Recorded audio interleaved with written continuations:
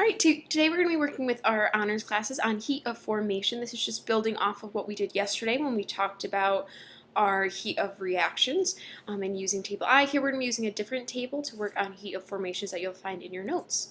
So heat of formation is the heat that is released or absorbed when 1 mole of a compound is formed from its elements. And we're going to be working on writing those equations. So you're going to have to pull from the periodic table unit to be thinking about phases of elements, and also working on writing your formulas for our various compounds. So going back to our naming unit of compounds. Now we're going to see that the more energy released in a formation, the more stable the compound is. Keyword being here release. So exothermic reactions that give off an additional amount of energy, we have a more stable compound that's formed because it's at that lower energy. We're going to be seeing the symbol delta HF with the degree. The F is representing that this is the enthalpy, change in enthalpy of the formation of a compound, and then the degree sign represents standard conditions, which is a little bit different than STP. Standard conditions, you're going to look at the top of your table here in your notes. This is at 1 atm and 298 K. And again, this is at those standard conditions for our heat of formation. You can see you have all the formulas on the left-hand side. We also have our heat of formations, or enthalpy of formation. We have various exothermic formations and endothermic, represented by the positives. Okay, our first example is for carbon monoxide. Carbon monoxide is a gas, so we're always going to start by writing our formula of our product, and then we're always going to place a 1 in front of it, because we've already said heat of formation is the amount of energy heat released or absorbed for 1 mole of our product being formed. Then we're going to use our table and look up that it is exothermic, so we're going to place our energy, our enthalpy, on the right hand side, and we just simply fill it in. Make sure, even though it's exothermic, we drop the minus sign here. It's always, we're adding in that energy by placing it on the right. We're saying that it's a loss of energy, or that it's being released. Alright, and then we have to use our formula of our product and basically break it apart. So we have carbon that exists as a solid, and that's going back to our periodic table unit. And then oxygen, you should know by now, is diatomic. So this is, we're going to place in as O2, and it is, knowing from the periodic table, one of our gases. Then we need to balance our equation, making sure we keep a 1 in front of the CO. So carbon is all set, but we actually only need half of an O2. So we can simply place 1/2 in front of it, and that's all there is to it.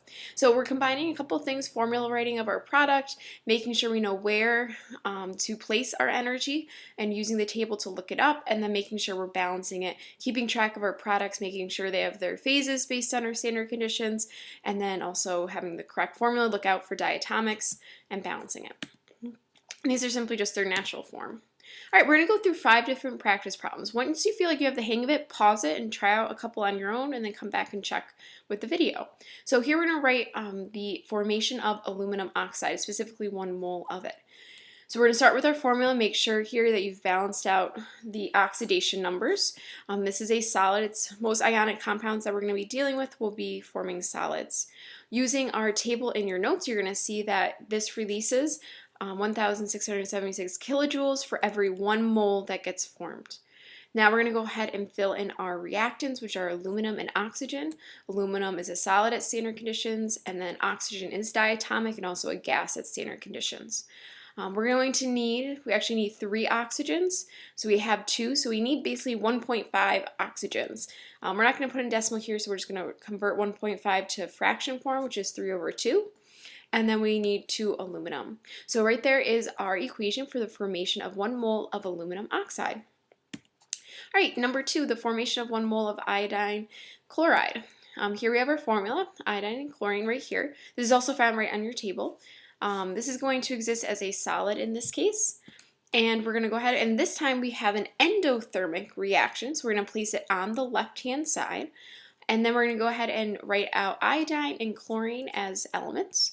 Both of them are exothermic, or I'm sorry, both of them are diatomic. Iodine, remember, exists though as a solid.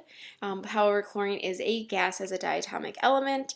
And then we simply need 1 of each of them, so we're going to place 1/2 in front of each of their formulas. And there you go, that's the formation of 1 mole of iodine chloride. All right, moving ahead, we have the formation of 2 moles of sulfur dioxide. So you might want to just watch this all the way through and then decide what you want to fill into your notes. I'm going to start though with 1 mole of sulfur dioxide, so SO2, which exists as a gas. we have an exothermic reaction, so I've placed their energy on the right-hand side. I'm going to always start with 1 mole. I'm going to go ahead and fill in that sulfur, which is a solid and just monoatomic, and then oxygen, which is diatomic and a gas, and we simply need 1 of each in order to make SO2. Now that was for 1 mole of sulfur dioxide. We want 2 moles, so for what we're simply going to do is multiply everything by 2, including our heat of formation. So by doing so, I multiplied all the coefficients by 2 as well as our heat of formation, and that's it. So it's simply just making sure we're paying attention to the number of moles here. Now we're going to write the equation for the decomposition of 1 mole of liquid water. Now again, you might want to just watch this all the way through and then pause it and decide what to write down into your notes for yourself. First, I'm going to just simply start with what we've been doing so far, which is our formation of water. So we have H2O as a liquid water. Be very careful with the chart. Make sure you're looking at the liquid water, which is 285.8 kilojoules. We're going to start with 1 mole of it. It's being formed from hydrogen, which should be a gas there, and oxygen O2, which should be as well a gas. So just make sure right here, this should be a gas here. I must have copied it over from the slide before. We need 1 of the H2s, but only 1/2 of the O2s.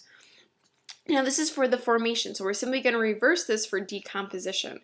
So now we're going to place our original products here as our reactants, and then our original reactants as our products.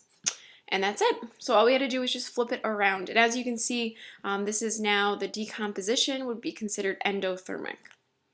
And finally, we're going to write the equation for the decomposition of 6 moles of copper sulfate at our standard conditions of 1 atm and 298 kelvins. I'm going to first start with writing for 1 mole and the formation of copper sulfate. So as I do that, this is just going to follow what we've been doing so far. We have CuSO4, which is ionic, so we're going to place that as a solid. It is exothermic of 770.8 kilojoules. It's going to be formed from 3 different elements. So we have sulfur, oxygen, and copper. We simply, though, do need just 1 copper, 1 sulfur, but we do need 4 oxygens, so we're going to place a 2 in front of there. So that was simply for the formation. Now we want to reverse it for the decomposition. Again, you can see that my original products, the formation of the CuSO4, is now my reactants, and those are decomposing into its elements. So also bringing a little bit back from when we learned about different types of equations and reactions. Now remember, this was for 1 mole, so now we need to multiply it by 6 to get 6 moles of the decomposition of copper sulfate. So everything gets multiplied by 6, all the coefficients get multiplied by 6, and also our original heat of formation gets multiplied by 6. So pretty straightforward. This concept is very important because it's going to tie into tomorrow when we do Hess's law. So make sure you take your time writing formulas, review formula writing if you need to, go back to your periodic table unit if you need to review phases of various elements and review those diatomic elements so you're aware of them. So a couple things that you might need to brush up on before we continue ahead. But if you can go ahead, take the Edmodo quiz or write your summary and you'll be all set.